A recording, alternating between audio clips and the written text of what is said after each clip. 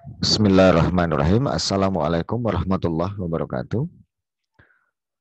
Teman-teman sekalian, kita akan belajar atau kita akan membahas bersama bagaimana metode penelitian dengan jenis pendekatan penelitian kuantitatif. Oke, tentunya teman-teman sekalian sudah mengenal dan sangat memahami metode penelitian dengan pendekatan atau jenis penelitian kuantitatif. Artinya penelitian kuantitatif tentunya merupakan penelitian yang syarat dengan angka-angka. Nah, pada penelitian kuantitatif dengan jenis penelitian ini ada beberapa subbab, yaitu subjenis penelitian, yaitu penelitian kuantitatif.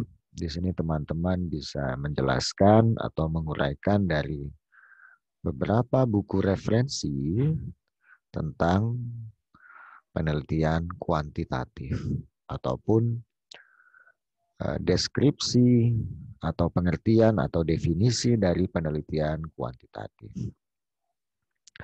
Kemudian subbab selanjutnya untuk lokasi dan waktu penelitian.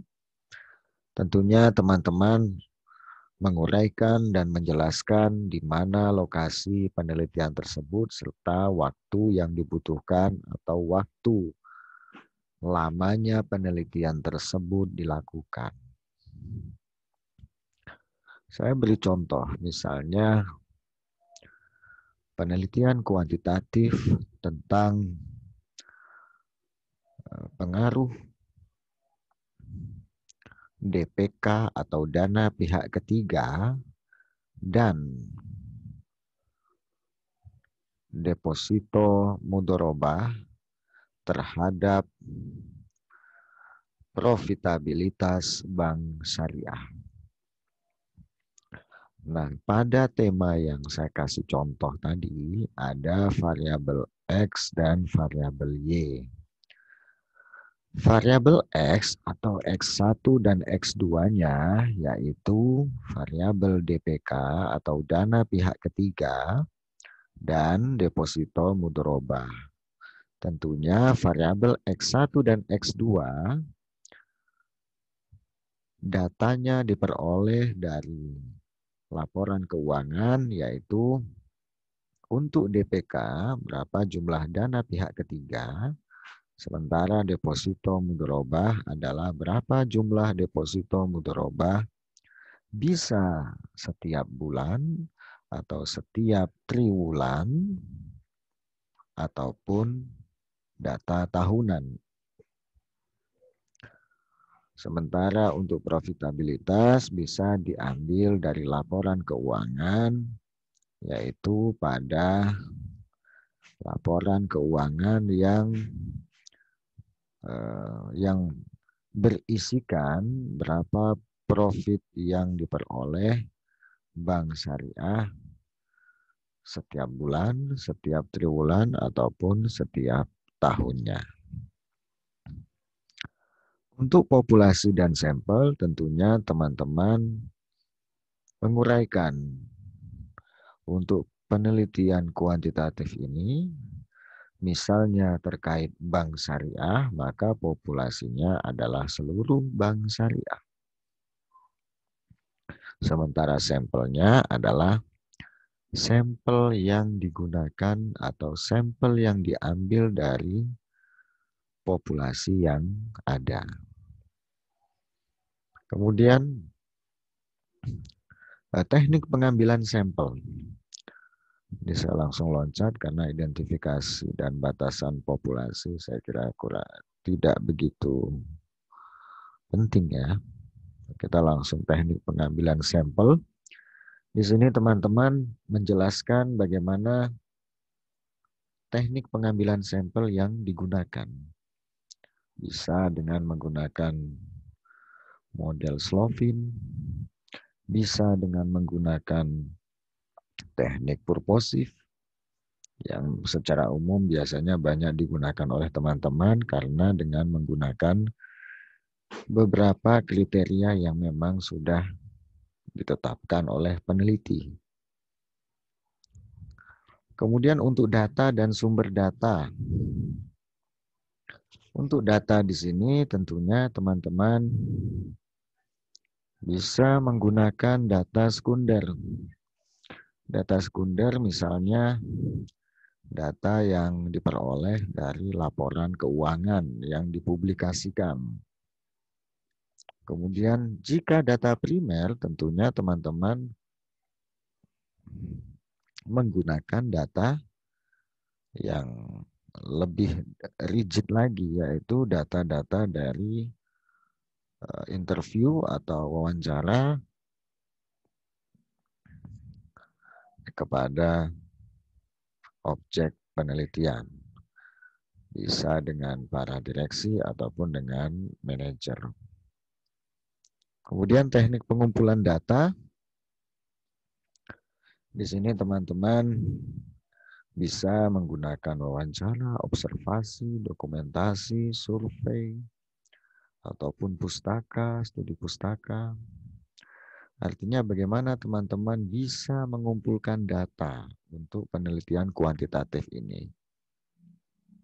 Misalnya jika bisa ada wawancara, tentunya teman-teman akan menjelaskan bahwa pengumpulan data dengan teknik wawancara, yaitu melakukan wawancara kepada manajer atau direksi. Adapun observasi tentunya teman-teman melakukan observasi pada objek penelitian. Sementara untuk dokumentasi tentunya teman-teman melakukan pencarian di laporan keuangan. Nah, laporan keuangan ini merupakan dokumentasi yang dimiliki oleh seluruh bank. Bisa diperoleh di website ataupun di bank syariah atau di objek penelitian tersebut.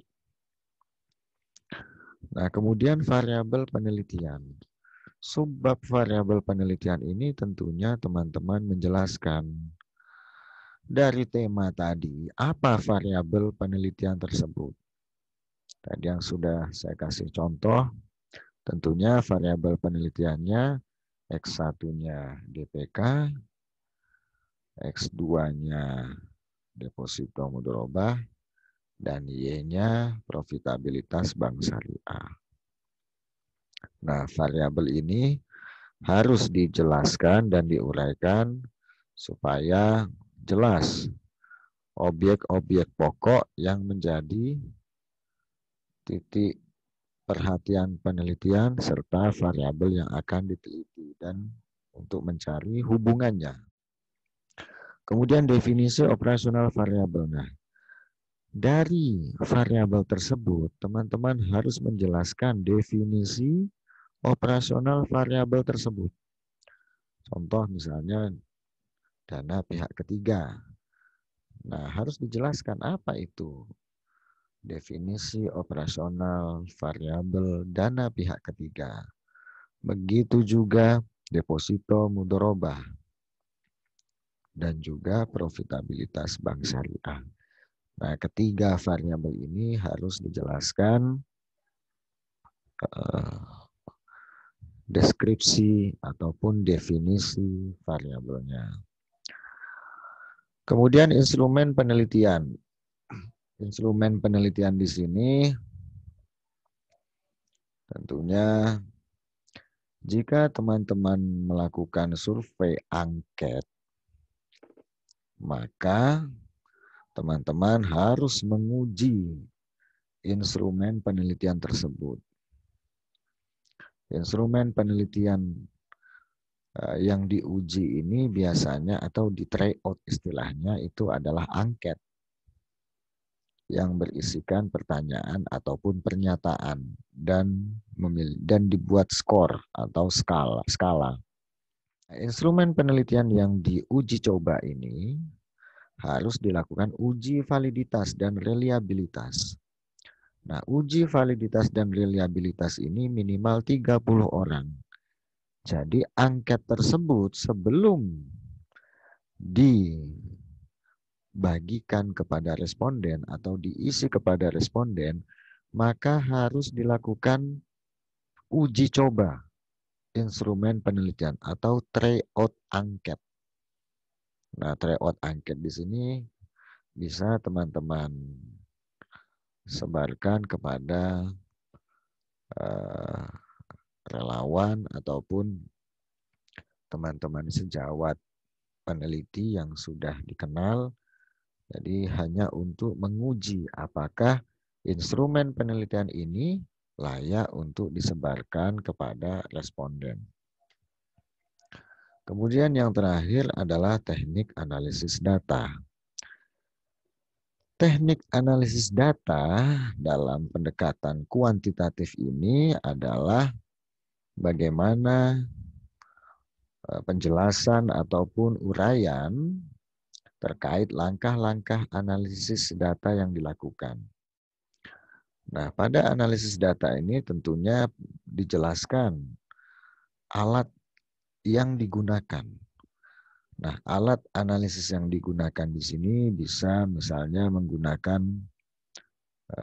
alat SPSS ataupun dengan menggunakan PLS, partial least square, ataupun menggunakan SEM, EFUSE, dan sebagainya. Alat analisis data ini digunakan untuk melakukan pengujian dari data-data yang diperoleh, baik itu data primer ataupun data sekunder, sehingga kasus ataupun analisis masalah untuk mengetahui hubungan antar variabel ataupun untuk membuktikan hipotesis bisa dilakukan dengan baik. Oke, teman-teman sekalian, saya kira cukup untuk penelitian kuantitatif ini. Terima kasih. Assalamualaikum warahmatullahi wabarakatuh.